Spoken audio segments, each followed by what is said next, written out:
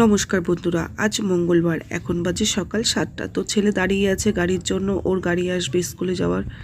আর ছেলে কিন্তু ভীষণ আনন্দের মুডে আছে, কেননা ও কিন্তু আজকে ওর দিদির ব্লেজারটা পরেছে। ও আমাকে অনেকদিন ধরেই বলছিল মা পরবো, তো আমি বলছিলাম না দরকার নেই, থাক ছেড়ে দে, তাও পরলো। আর দেখো পরে ও কতটা খুশি। তো যাই হোক, ছেলের গাড়ি চলে আসলো 7টা 15। তো ছেলে গাড়িতে উঠে গেল, আর আমিও তারপর চলে আসলাম ঘরে। এসে তো চা খেলাম। আর মেয়েরও ছিল 8:30 থেকে পড়া।